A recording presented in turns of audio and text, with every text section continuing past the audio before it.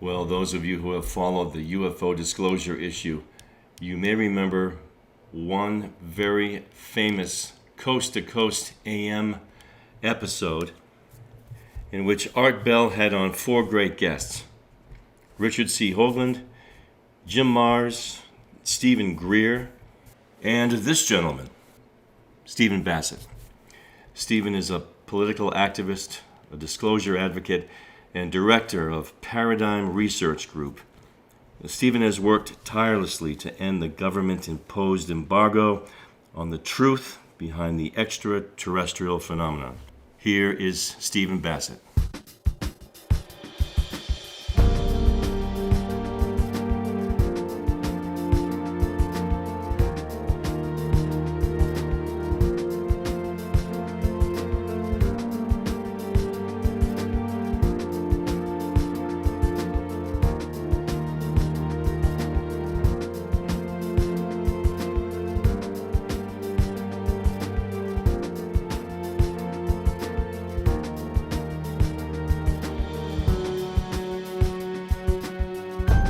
Well, thank you, Stephen Bassett. This is a real privilege for me. I've read a lot about you. I've seen some of your interviews, and you've been active in this field for 28 years. Would you just like to start with a brief history of your life and how you got into this field? I know you've been doing it for 28 years, and bring us up to speed with what's happening with disclosure.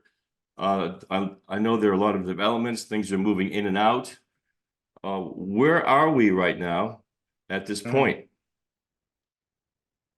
I got into the field in '96 as an activist, not as a researcher. I always had an activist inside me, but I never went after him. Right, didn't go there. Tried other stuff. Really wasn't happening for me. So, but I followed this issue. I knew about it. And when I hit a key decision point in my life in 95, I'd read a few recent books, and John Mack's book was essential to my decision. I'd been reading them off and on. I didn't join MUFON or any organizations. I never went to a lecture until '96, earlier that year.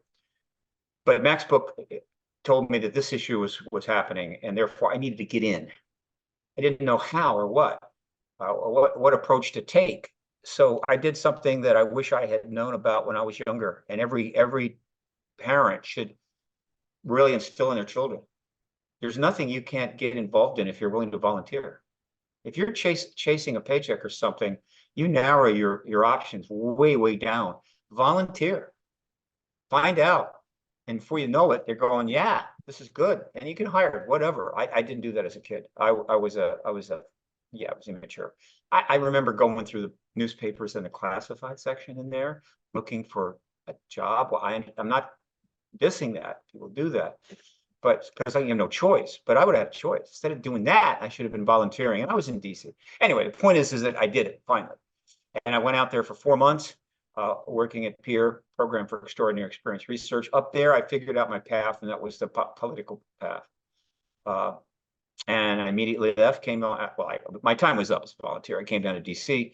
I immediately moved into a family place there. I set up an office, registered as a lobbyist. The Washington Post found out about that, which I knew they would, came by, interviewed me, big article, and launched me as a activist. Now, I was the UFO lobbyist and still am. Now there's many, 5, 6, 8, 7, but nobody did it. Nobody had ever done it, because why would you? I mean, there's no money, nothing but ridicule. Nobody's going to talk to you. But it doesn't matter. There should have been a lobbyist, and I was that. And so now I'm going to be starting to do some real lobbying here pretty soon. But for the last 28 years, I've been an activist. In other words, first of all, improve the language of the issue so it's activist friendly. Define a prize that people can look to expect, to try to achieve if they're willing to put their money, their time, even just make sacrifices. That prize is disclosure, capital D, confirmation by the president. I sort of got that in play. And then anything else that would move the ball forward. It's been way longer and slower than I thought it would be. But I'm not. But for an issue of this magnitude, to think anything else is foolishness. But we are now on the threshold of achieving the prize, just like the civil rights movement did in '64, and then again in '68, and the anti-colonization movements to get independence back from the French, the British, and the Spanish. We were right at the threshold of that. And other major activist movements, the right for women to vote, were right there. At some point, they were right there, and they knew it. They knew that that amendment was going to be passed, and it did. And so that's where we are now. And the prize is disclosure, capital D, proper noun, confirmation by heads of state of nations of the ET non-human presence. It is nothing else. That's the way I defined it, so I don't have to argue about it. And one nation will go first. At this point, it looks like the U.S., but it's not certain. The other nations will follow right away, and we'll be in the post-disclosure world. That's it. Yeah, there's a lot of evidence, a lot of testimony. I mentioned David Fravor. That's just one thing that's come up recently. 2017 was that Nimitz gun photo, gun video photo of that Tic Tac. Sure.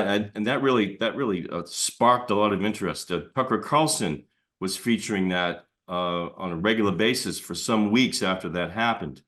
And I did watch that congressional hearing with Fravor and the back and forth. You mean with the one on July? Yes, last summer, right? Yeah, that was a Grush hearing. Fravor was a wingman. So was Graves. He was a wingman. Fravor, that was a Grush hearing, and of course that's way beyond what came out in 17 with those gun camera clips. 17 was the beginning of the end game, right? They call it in chess. It's called the end game. It was the beginning of the end game of the 77-year truth embargo. It was launched. Well, it included articles in the New York Times. It included key people coming forward who had worked in the military intelligence community, a massive increase in media coverage, et cetera, et cetera, et cetera. That's the beginning. And so the last 7 years is, I believe, the most important 7 years in the history of the human race. Though I could extend it to 10 years. In fact, at the Contact in the Desert, I'm hoping to get a presentation, if they can find a room for me, called The Most Important Decade in Human History, 2014 to 2024, where I would go through the entire, explaining everything that's happened of any consequence, starting in 2014, right up until now, that puts us at the finish line. So it begins then, but a lot has happened since then. Graves has played a part, David Fravor's played a part, but David Grush is and has been for a while the lead actor on this play. Yes, seeing some of your interviews, I took note of an interesting item concerning Chuck Schumer. When hearing all this information, an extraordinary thing came to my attention in that legislation has been introduced, or there's been some talk about putting a patent on what may be discovered as far as ET technology. In other words, these congressional people, it seems like they believe that there's going to be ET technology that's going to be revealed, and they want to put a patent on it. That is extraordinary to me. Oh, that's bigger than that. The research, the citizen research efforts confirmed long ago that the U.S. has non-human recovered vehicles, crash vehicles. I mean, the people in the field have known it for decades. All right. So starting with Roswell, and maybe even sooner, but certainly Roswell. So the research is there. You can find it. Just do Google crash retrievals UFO. My good friend and colleague, Ryan Wood, wrote a book a while back called Magic Eyes Only, where he provided various degrees of evidence for 75 crashes. He just re-opened up that book. So it's basically Magic Eyes Only Redux. And I think he's up to 100 and some crashes that have some evidence. So we knew, however, nobody had come forward. There was some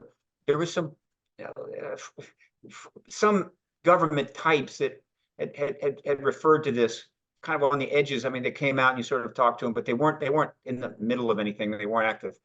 Grush is the first person in government in a position, an active position, though he came out on this right after he quit, that said, yeah, we have crashed vehicles, multiple vehicles. And that was like a bomb that just dropped into the middle of this whole process. And while some people inside, a lot of people inside knew of his issues, knew that he was unhappy, I don't think they expected him to do it, to come out and give an interview and state, yeah, this is what we have. Here's who told. Well, I was told by very important people. I confirmed it by other people, and we have multiple crashes. This multiple vehicles, multiple bodies. So that literally, which happened in June the 5th of last year. We're coming up on that anniversary. In fact, that was at the Contact in the Desert in Indian Wells. There were, I don't know, a lot of people there, well over 1,000, and we had just finished the main part of the conference at contactinthedesert.com, and we're going to be some additional lectures. I call them intensives on Monday, and I wasn't in one, but I slept in. I get up and everybody's running around the hotel on fire. What the hell's going on? And they had said, no, we just saw the debrief article by Blumenthal and Kane, and apparently he's going to give an interview too to Ross Coulthard live. And so we all got in a room together and watched it together. That was June 5th of last year. In a couple of months, we'll be back at the Contact Desert. It's even bigger than last year. 65 speakers, 6 tracks, 14 panels. We'd love Grush to be there, but who knows? It'd be great, but and it's still 2 months to go. Anything can happen. Doesn't matter. Things have really moved tremendously in that year, and Grush was key to that. Things were moving along. A lot was happening, but Grush turbocharged it in a lot of ways. But it also created very big problems for the Congress, the White House, the Department of Defense, and anybody else that's like involved in the truth embargo, holding it down. And ultimately, we expected something to happen. We didn't know what would happen. Somehow, the government, one or more aspects of the governmental institutions, was going to have to respond to Grush. They couldn't just pretend it didn't happen. It was even worse than that for them, because even before Grush got in front of the House subcommittee, members of that subcommittee, particularly Tim Burchett, had been very public about the fact that they knew we had ETs here, because they had picked up stuff one way or another about it. You don't have to actually get a bunch of CIA guys or DOD come in and show you a PowerPoint. If you're part of the Congressional Capitol Hill rumor mill, there's a lot of ways to find out what's going on. And he knew, and he was not shy about coming forward and speaking about it, which he did. And very favorably, he was very favorably received. Others took notice, and so ultimately they hold that hearing, and they bring Grush in, and so and that was on the 26th of July, but the hearing was on June 5, and so the question in my mind was critical: who's going to respond first?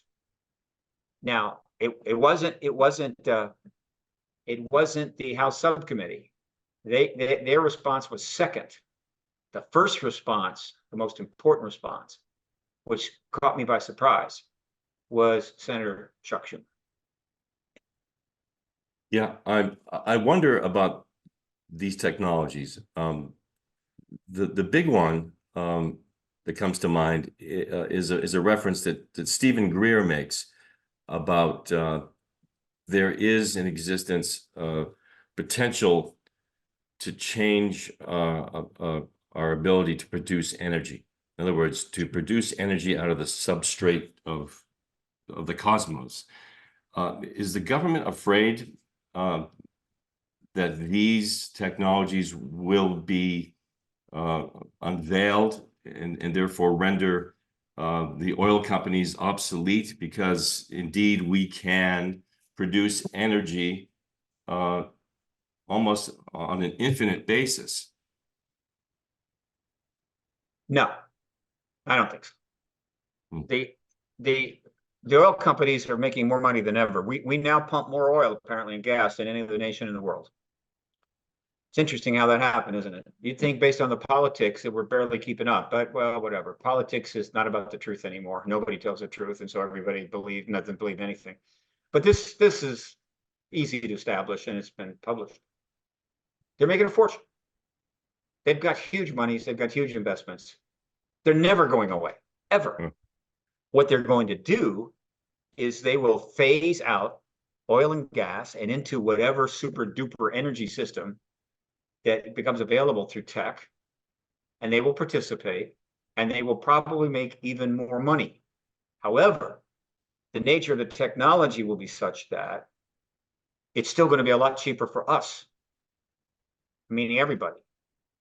So I'm not trying to be pissy about it, but the idea of free energy is not, there's no such thing as free energy, period. Even solar, technically the sun's rays are free, aren't they? Except you've got to buy the solar panels, you got to install the solar panels, and you got to fix the solar panels, Hmm. right? And they're somewhat limited. So it's not free. Right? Geothermal, not free. Nothing is free. And then there's, in order to get the energy, you got to have grid systems. You got all the delivery systems. I mean, the ultimate is a little device that's in your house that's it uses amazing tech that generates everything that you need to charge your car, to do your house, and all you have to do is buy it once. That would be about as close to free energy as there is, but that's in a house. I mean, you've got businesses, you've got massive factories. So, I mean, it's a term it's a language issue. I'm not throwing shade on anybody. I'm simply saying that free energy is not good language on this issue. Now, if there was a technology that could drop the cost of energy 90% to 10% of what it is now and pretty much keep it there, because again, the nature of it is that there's just no reason for it to go up, except for when you have to create new infrastructure, put power lines out to a whole new community. But basically, that's it. And drop it to 10%. The oil and gas companies, the energy industry will fund it. They'll build the factories to make it. The electric companies will obviously continue with the infrastructure, and they will charge, but they won't charge much, right? Not so much. They could try, but the pushback on that will be enormous. But what will happen is the use of energy, the fact that it's so cheap, is going to encourage all manner of increased use of energy, things you couldn't do before. And so the public will embrace it. More importantly, hopefully, we have the ability to get massive amounts of energy into the less developed world, so everybody can have some electrons. Right? So that's the first thing you want to do, is you want to spread energy to the world, non-polluting, low-cost energy to the world. That will solve a lot of problems. And of course, the energy companies will help you do that. It's going to be fine. The propaganda, massive propaganda matrix that keeps the truth embargo going is built on many, many components. And one of the components is ending the truth embargo reveals the tech which will destroy the oil and gas industry. BS. Okay. And I could list these one after another after another. So BS. Now, in terms of what they have or don't have, it's tricky. We don't have a David Grush regarding the energy and propulsion systems per se. We have crash vehicles, but we haven't had a David Grush to come out and say, I'm working on the anti-gravity craft that we created, and here are the details, and here's how it works. And we haven't had that. These gentlemen told him that we have crash vehicles. They didn't say what we learned from them, at least no indication that they did. So, but the confidence that we have figured out how to use the anti-gravitic tech that ET craft might have given up is high. And I think we have anti-gravitic technology. Now, keep in mind, and that's non-trivial. If we've had it for even 10 years or 10 years, let alone 20 or 30 years, there's going to be a lot of really tough questions after disclosure about all the things that utilizing that grand anti-gravitic tech in the world of people and not spooks. We didn't have that. We couldn't do that. You've really made things a lot harder. We're really angry about that. But I think that's high. In terms of the energy, it's much more difficult. If something is flying without wings and propulsion, it's anti-gravitic. It's obvious. It's right there. It's right there. How do you know what the energy system is in? Now, you assume that it must be incredible because they can go so fast. Not necessarily. It's possible the anti-gravitic tech makes it possible for them to go fast and do things with less energy. And the obvious example of that is if you have a tech that negates gravity so that your saucer, no matter how big it is weightless in a gravitational system, you can move it with your index finger. I mean, you just boop.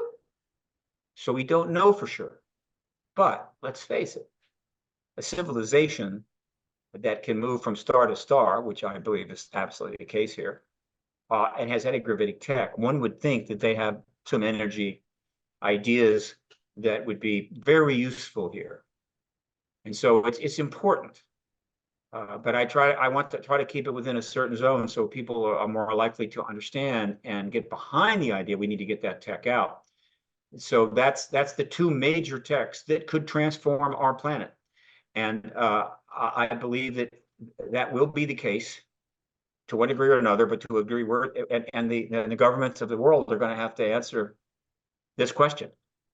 How many people in the last 40 years, 50 years, have lived in poverty, have lived and suffered with short lives, that could have had better lives? And how much pollution could we have avoided if you had not held on to this goddamn truth embargo like a dog with a bone? And they're going to have to come up with an answer that is believable, because if they lie about it, we're just going to spit in their face. I mean, is there going to be no tolerance for more BS from any government about, well, we didn't think you could handle the truth, and you really didn't need to know, and like, did you even have a right to know? That kind of crap. The tolerance for that is going to be zero. So that's my sense of that. Yeah, well, we're at that point where I can tell you're fed up. And I think a lot of people in the world who have been following this subject are also eager to hear the truth. And I've heard you mention before that disclosure, when it is finally revealed that we're not alone, it's going to have to come from the president. And yes. I just can't imagine Joe Biden, announcing from the Oval Office that we're not alone. Do you think that's going to happen? Has to happen. The reason it has to come from the president is because the issues involved affect the whole country. I mean, it's a big deal, right? In other words, well, look, it's politics, all right? And the best analogy is quite simple. We have a constitution. We try to adhere to it. The Constitution makes it clear that only the Congress can declare war. So since only the Congress can declare war, that's how you declare war, right? And so some senator just feels like, I think we need to have a war. And so it holds a press conference and says, hey, I'm declaring war. They just tell them, are you, they'd probably say, look, you need to go home, take a Xanax, get a nap. I mean, what the hell are you doing? Or the DOD coming forward and say, look, we got the intel, we got the supercomputers, we know what's going on. We have to declare war on North Korea right now. We're declaring war. Well, immediately the Secretary of Defense is removed from his position. Okay, this is not some casual thing. And so, given the national security implications of disclosure, given the fact that the person that has the most power within some established protocols to declassify anything, right? Disclosure, for it to really move the ball, to really get things in motion, like with declaring war. You want to get troops overseas, then the Congress declares war. If it doesn't declare war, nobody's going. All right, nobody is going to be drafted. So same thing with this. When the president discloses, because that is the appropriate person and has the power to ensure that a disclosure process bringing out information to the world and to the American people can go forward, much more, not that there won't be legislation, except that the president will absolutely, everybody will understand that, yeah, absolutely, it's going to happen because the president is now on record. Anybody else, it just doesn't happen. And it's I'll go a little further. It probably has to be a highly developed nation. It has to be a pretty advanced nation. There are a lot of nations in the world. If the head of state comes forward and says, "I think there is an extraterrestrial presence," it's not gonna really probably trigger that much. And the chances of one of these very small nations having significant evidence, no. And so that's not going to do it. And it's one of the reasons they don't do it. I assure the number of heads of state of the almost 200 countries out there that know, at least they're personally convinced that there's an ET presence, would probably shock people. Okay, you know what I'm saying? Yeah. And so it has to be a Biden or Xi Jinping, a Putin, maybe a Trudeau, maybe Macron, maybe a Sunni, but it's going to be a major nation. And it needs to be accompanied by whatever evidence is needed to ensure that nobody is going to be, going, I don't believe it. Yeah, you're just the president. You're just the head of state. Screw you. And that's it. The rest of the heads of state will have to follow literally within days. Now, the first country to come forward will get a huge historical legacy and substantial geopolitical capital. I think, in my view, it would be best for all if that was a U.S. president that got that geopolitical capital, nonpartisan geopolitical capital, essentially. And it's also the case that probably the U.S. has more evidence than any other country, but believe me, they have other evidence elsewhere. So at this point, it needs to be Biden. Without that, the list of things that can't happen won't happen without the formal confirmation by a head of state is a long list. And it's pretty much the same list that existed 50 years ago. We're still, like this, right? And so, and there's a whole bunch of doors that we'd like to go through in order to deal with various issues. Those doors are locked. Disclosure unlocks all of them. Now, we could still choose to go through or not go through them. So that's why I defined that term back in 2000. Not just disclosure small d, that was known, that was nothing unusual about that, and it was happening, it's been happening forever. Essentially, when Walter Haut put out that press release that we've got a crashed vehicle here in Roswell, that was just a small d disclosure. They just kind of disclosed it, we got a crashed vehicle. That's not capital D disclosure. Truman was the head of state at that time, and he told Ramey, let's reverse that immediately. So it is the case that it's going to have to be a head of state. Now, what you said has some truth. Biden, right now, and previously, could not just walk out in the Rose Garden, call in a bunch of media and say, there's non-human presence here. It would be very, very awkward. It would look very political. Trying to save the election, trying to win the election, so he's got to pull that rabbit out of the hat, right? And there we go.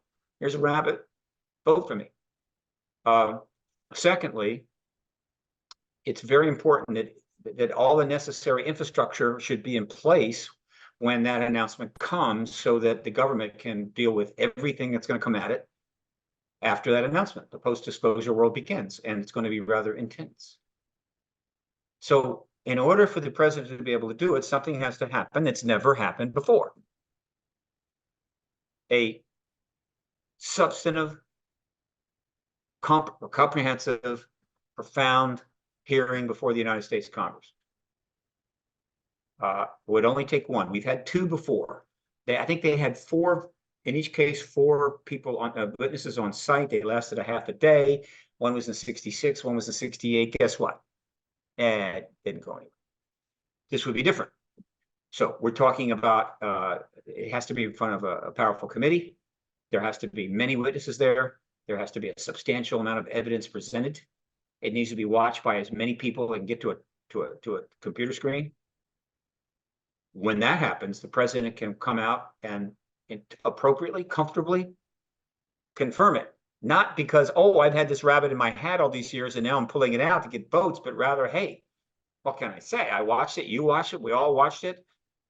It confirms it, and I'm going to find out more, and you're going to learn more, and now we're in the post-disclosure world. Clap, clap, clap, clap, clap. We haven't had that hearing. The hearing in the subcommittee of the House was not that hearing. We know exactly what that hearing is. And I've only mentioned this several thousand times in the last, year. I'm doing podcasts at a rate that I would be on anything I've done before. And I'm probably starting to get up in the 1,600 range of interviews. I've probably done more interviews on the ET subject than anybody living or dead. Now, almost none of them, only a few of them are on networks or CNN, but thanks to the podcast revolution and the broadcast revolution and all that stuff, broadcast.com, and the Art Bell and George Norrie shows, bless them, I've probably done more than any living or dead. I'd like to get bigger audiences. I'd like to be a George Stephanopoulos show, because I know a bunch about George in this issue that he probably would not like to talk about. We could talk about that and we get great reviews. Whatever. The point is that, as I've stated, it's clear what committee has to do this. It is the Select Intelligence Committee of the United States Senate. No other committee. The only other committee that I believe would be powerful and appropriate enough would be the Senate Armed Services Committee. But the Armed Services is about arms. It's more about war and violence and stuff. Whereas the Intelligence Committee is about knowledge, understanding, and very much about classification. And so it's always been the right committee. It's no accident that all four of the legislations that have taken place originated from the Senate Intel Committee. All four. So Schumer jumped in here recently. That was a big deal. Okay. And so that committee has interviewed enough witnesses to hold an absolute truth embargo breaking hearing tomorrow. It would probably need about a week, which is not as much as the January 6th hearings and the Benghazi hearings went on for years. I don't know, but I mean, just 1 week. But these would be hearings unlike anything the world has ever seen. We're not talking one grush, we're talking 20 grushes, plus other evidence that they could bring forward. I'm sure they have a lot of potential evidence. We're not talking 3 gun camera clips. There's probably some stuff they could be showing as part of the testimony with people going, oh my God. And so that's it. 2 witnesses a day would be nice. I mean, 2 witnesses in the morning, 2 in the afternoon, five sessions all week, 20 witnesses. It's over. That's it. Any skeptics want to jump up and say, yeah, they're all lying, they're all frauds, they didn't quite prove it. People are going, go away. Yeah. And at the end of that week, the next day, perhaps, maybe Monday, give people at least a couple of days to digest what's coming. Then the president can walk out and disclose it. And it would be ideal if we had the full infrastructure in place. There's a lot that's been done when the president makes that. And that's what Chuck Schumer presented on July the 14th. And they tried to pass in the final bill, the last of the infrastructure. Well, the opponents shut it down. They stripped it of its powers. And then they made it a power play through a Hail Mary to try to shut the whole thing down. Okay. So, but that bill, well, let me put it this way. So in a sense, under the political circumstances, the president is not going to have the luxury to have all of the infrastructure in place when he confirms. However, the bill has been written. The bill is already together. And so what I would expect to happen is that the president discloses on Monday, and the UAP Disclosure Act is resubmitted standalone on Tuesday, and the entire Senate will vote it through easily, and the House would have to be completely filled with insane people to try to block it then. Not as a part of a massive NDA bill, but rather as a standalone bill regarding the ET presence, what the president has just confirmed on Monday. And now they got that same bill back with the UAP control plan. And they're going to go, the people can't handle the truth or whatever the hell. No, they'll be eviscerated, be crucified. So they'll pass it. And so immediately the infrastructure essentially at that point is exactly where it needs to be. It's just a day or two late. And we're in the post-disclosure world. The UAP controlled disclosure plan gets underway. So all the subpoena powers and eminent domain. And that happens. So that's what could happen anytime. And I'm happy to remind everybody on the Hill that every day, And I'm trying to get some meetings up there so I can privately discuss it. And it hasn't happened yet, but eventually I'll get up there. Everybody else is up there talking to it, but nobody's talking. They're not talking like about this. And so we're close. When disclosure is done or realized, how many ET races are we talking about here? What do you think? There's at least 5, and one of them seems to have 3 varieties. That's a baseline, and that's from the hundreds of thousands of contact reports that have been submitted, most of the vast majority of them privately. There's plenty that have been researched and published. There's plenty of contactees whose stories you can find in various books online, but they're a tiny fraction of the total number of contactees that are out there. And they have provided researchers with hundreds of thousands of reports. So it's at least that. Does that mean there aren't more? It could be as many as want to show up.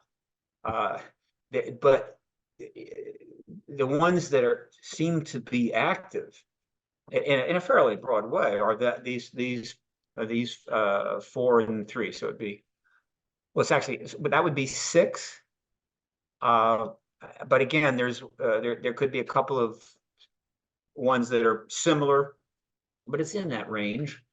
It's not, there's not, the contactee evidence does not point towards 85, I assure you, or 50 or 40, none of that. But there's the come and goes, there's the drop-ins, who knows? I mean, if you're star to star and you want to drop in on the Earth, see how things are going, you show up, you're hanging around, maybe you'll land, get out of the craft, and people say, ooh. And so they report, whoa, saw an ET, looked like this, looks like none of the others, and they're gone. One day, we're going to learn, well, a lot of things. But once we get into open contact with these star-to-star beings, we may be able to ask them a question and get an answer. We need answers. We need help. You've been able to go star-to-star, and you know other star-to-star civilizations. What is your current estimate of how many technological civilizations exist in the galaxy? They're going to give us a number.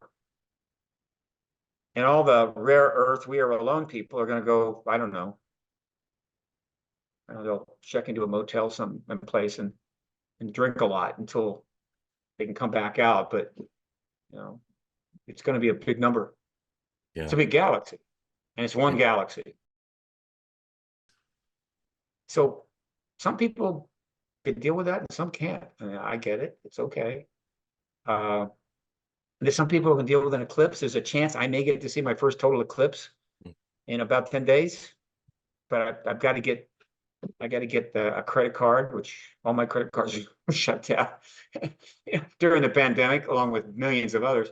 And my driver's license left. So if I can get all that taken care of by the 7th, I can drive out up to Ithaca and we'll go up and watch the eclipse.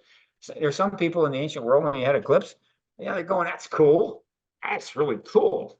Wow, look at that. The sun just disappeared. I kind of know what's going on there. And other people ran screaming off into the mountains. I mean, it never came back out. I mean, they completely had nervous breakdowns. I get it.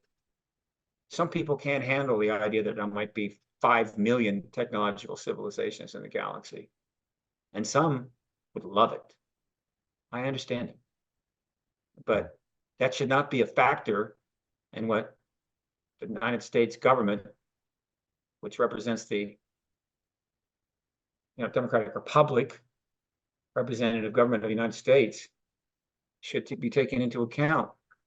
Some people could not handle such a well-populated galaxy. Therefore, let's just lie about this for decades and decades and decades to service those individuals that couldn't handle it. No. So this whole nonsense has got to end. It can't end too soon. And I can go on and on about the reasons why. But most people, more and more people are agreeing with that idea every single day. Do you think it's going to happen in this administration or the next? It needs to happen now. Really. It absolutely has to happen now.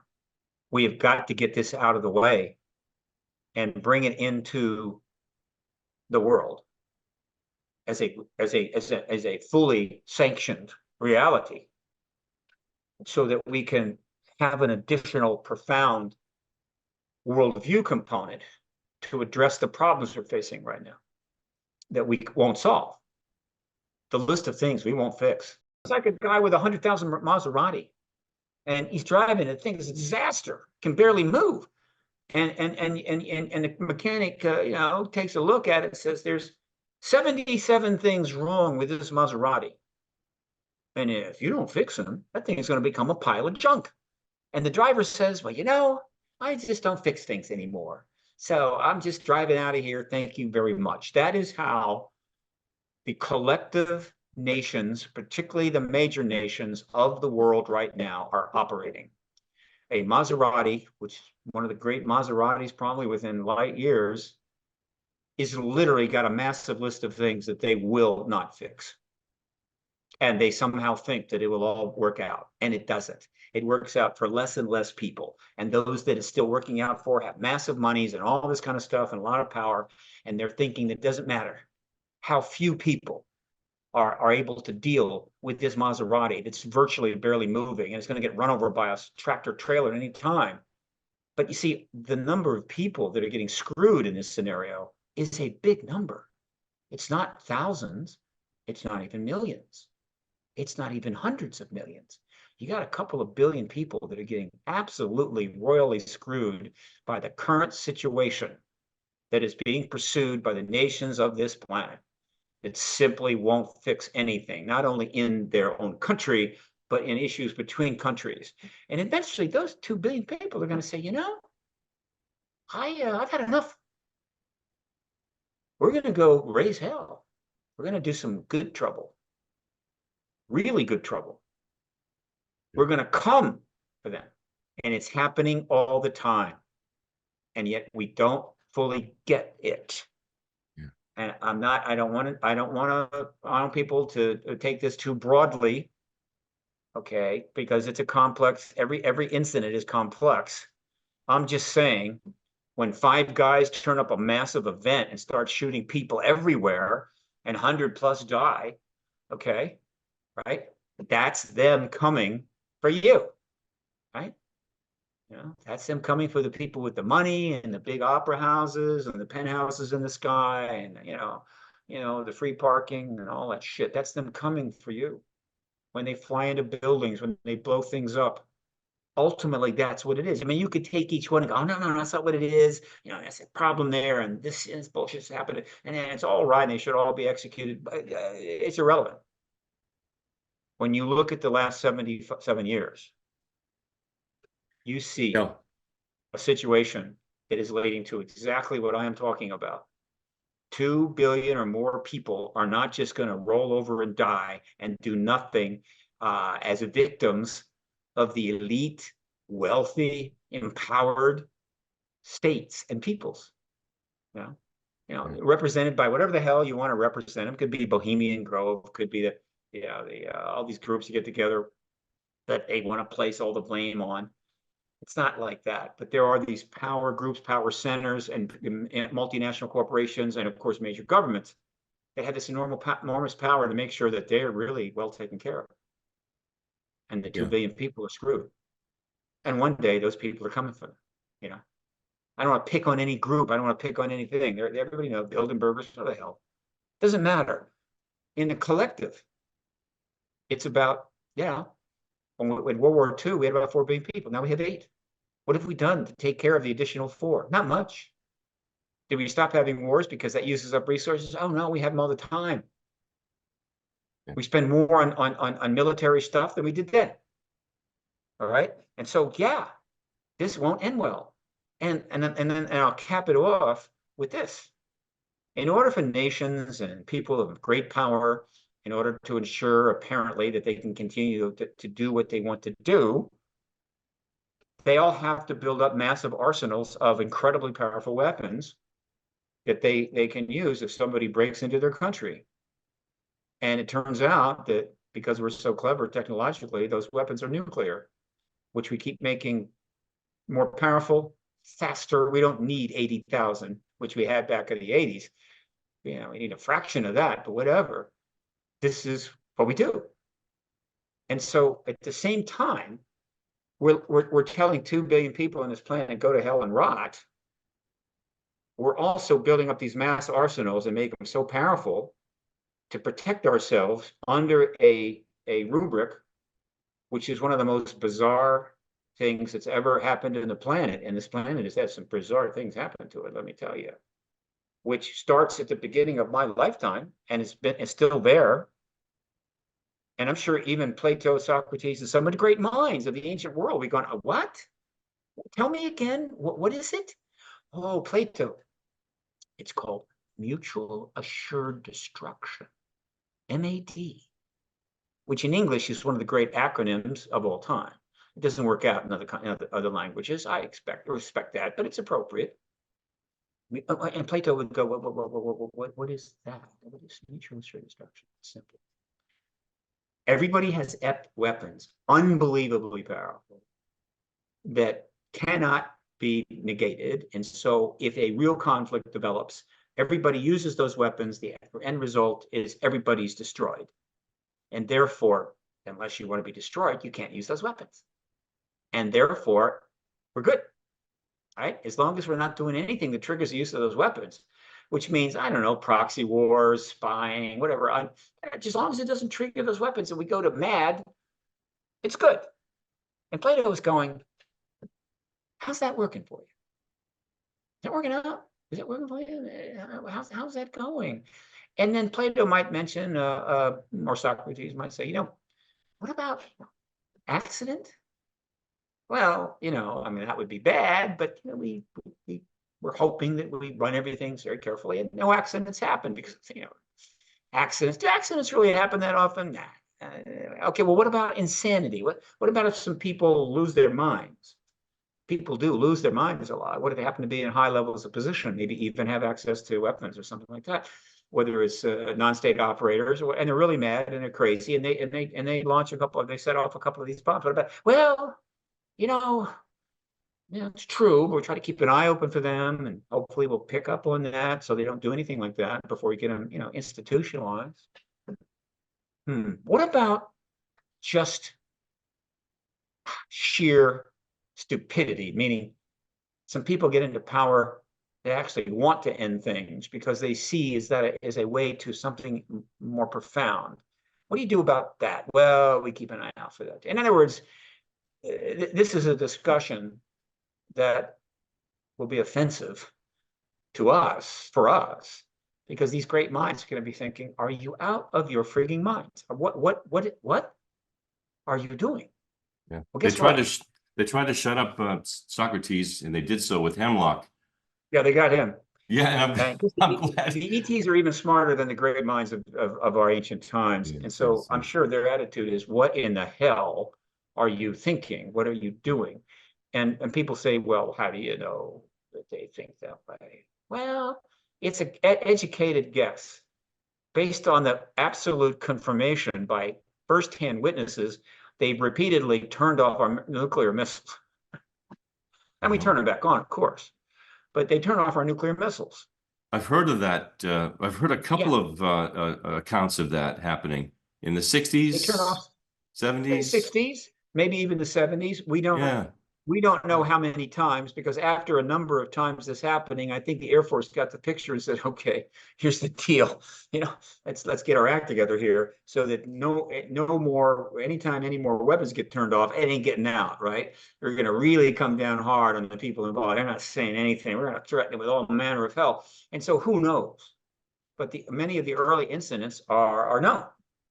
This has got out, but it also happened in the Soviet Union. And it may have even happened elsewhere. It's just, again, it's a question of whether it gets out. But they only have to turn off all the nuclear weapons at a single ICBM site once to make the point, because technically what they did is impossible. And if it was non-human, if it was humans doing it, then it would be the greatest threat to national security we have. And the government's never claimed that. And so they turn our weapons off. So yeah, I'm gonna take a wild guess. I think that the ETs are sending a message there that, what in the hell are you doing?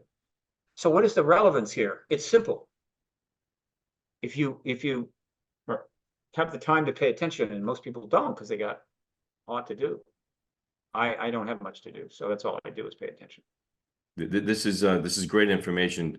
In conclusion, I think, I'm sure you think the same thing. we're heading for a better world if there was Maybe. disclosure. Yes. We are potentially, we have a high potentiality for a better world with disclosure. And without it, we are at risk of a nuclear war at any time. We're closer than we've ever been. It's absolutely out of control on many levels, in many ways, and not just at the level of military weaponry or the belligerence between certain nations. It also involves enormous political imbalance and upheaval in the United States and in Russia, less so China. And you may say, well, wait a minute, there's no upheaval in Russia. There's a strong ruler there, and he's got control of everything.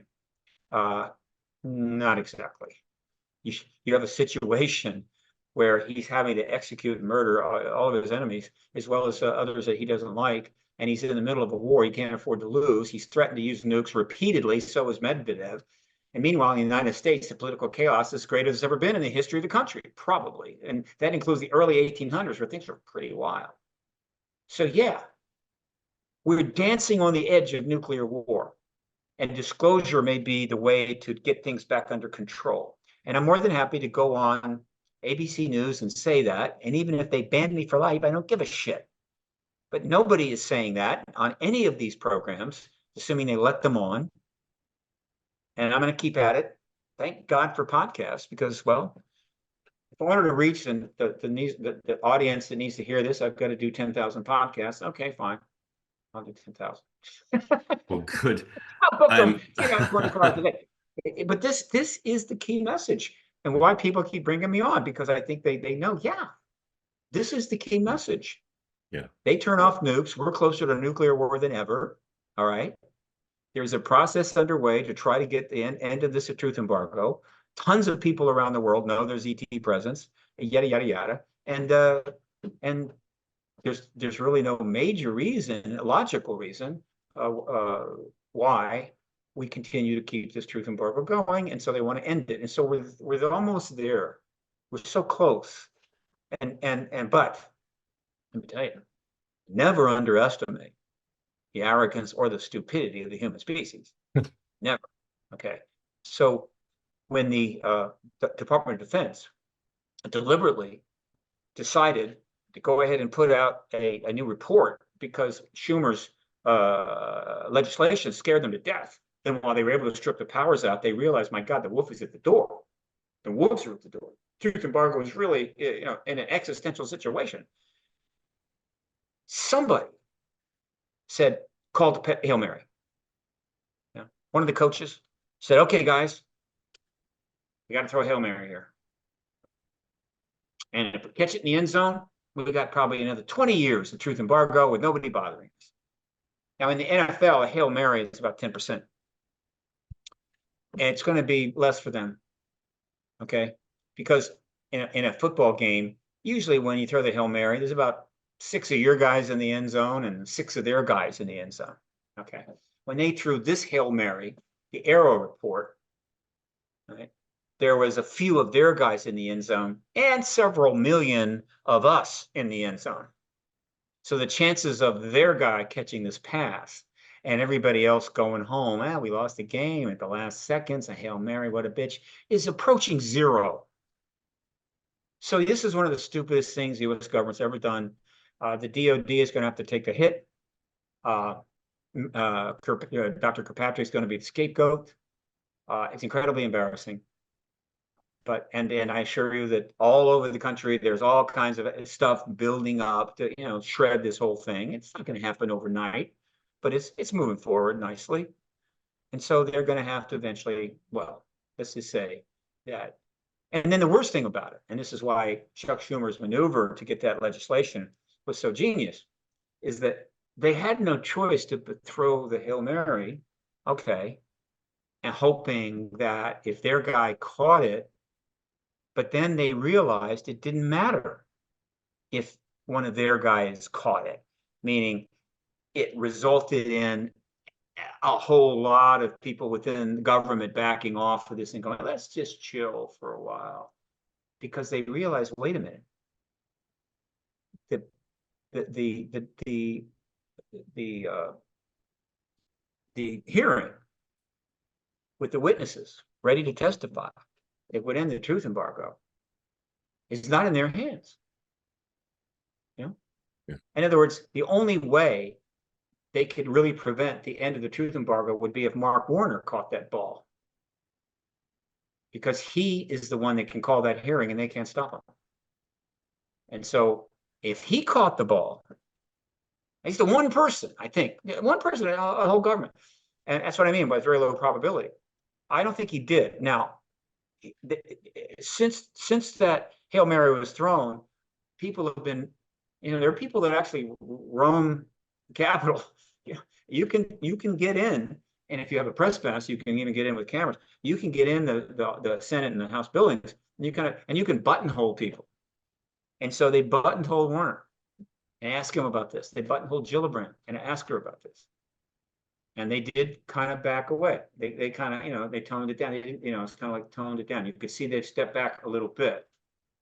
Does that mean, oh, well, it's truth embargo time again? No, it doesn't. It means they're still reacting to what has happened. And there is this campaign underway. It's very intense. And so they've kind of stepped back. So do I think that Warner has received that ball, that Hail Mary pass, and decided, let's just shut this down. No more legislation from the Senate. Let's just stop talking about that. Let's move on. I don't think there's any chance of that. The one thing that this act by the DOD might accomplish, I hope to God it's not true, is that might have convinced Warner that somehow it's in the best interest of the country and the world if we wait until after this next wonderful election that we're so looking forward to, and then do it in 2025. How do you argue with that? He knows government. He knows he's been around forever. He's been on the Hill. He understands politics, et cetera, et cetera. How would you argue with that? Well, I'd like the opportunity to make the case. I can make the case on a podcast, and I've done it countless times, but I've not had the chance to make a case to a Washington Post reporter. They don't come around anymore or anywhere else, but to Warren himself or to any member of the Intel Committee. I don't know. May not get a chance. But I'd like to make that case that there is a really, really good set of reasons why you need to do that now. And trying to put it off to next year could be catastrophic. Talk about catastrophic disclosure, that's one that comes too late. There are many definitions of catastrophic disclosure, by the way. It's really interesting how that's developed. It just makes things more confusing. But, there's the two versions of catastrophic disclosure. Is one that comes too late or no disclosure, which is basically a version of the first. That's catastrophic disclosure. And I think the people that work on the Hill and the people who work at the DOD, they're basically good people. There's a few bad apples, but this idea that everybody's corrupt and sons and daughters of the devil is nonsense. They're good people. They have families. They have grandkids. They have kids, grandkids. They have hopes. They have dreams. If they get this wrong, it's all gone. It's not like, all the poor people are going to get blown up and radiated to death and they'll be fine. I mean, the Soviet Union, Russia and Soviet Union build more bunkers and underground facilities so they can survive a nuclear war than all the rest of the countries combined. I mean, they've got them everywhere. Because, the idea is, the more bunkers, the more people, the more Russians. And, after it's all over, we come out, we rule. Genius, right? So they're going to go down. Certainly in this country, because we don't have many bunkers. They're going to go down. And so if they're wrong about this, they're done too. That's what's at stake here. And if they don't get it, then that's a problem. Anybody in our government right now that is of the mind, because of all the inside special knowledge they have, or the fact that they've got 2 or 3 degrees in political science from an Ivy League college, that there's nothing to worry about. The situation regarding nuclear weapons is not that big a deal now. It's all a public thing. All I can say is you've wasted your education, you've wasted your life, and please go away, drive an Uber, whatever the hell, but get the hell out of running or being involved in any kind of national level functions. Please. Okay? You're a liability. So it's coming out of that. So here we are. Here's my basket of joy for all your viewers and listeners. I'm happy to bring it. But at the bottom of the basket is maybe something nice, and that is disclosure, new world, new chance, new thinking. It doesn't mean that we're going to get out of this mess. Just because you throw one of those life buoy thingies over to somebody that got drunk and fell off the cruise ship, which is good, it's a positive thing, it doesn't mean they're going to survive. Cruise ships got to turn around, come back, a shark could get them.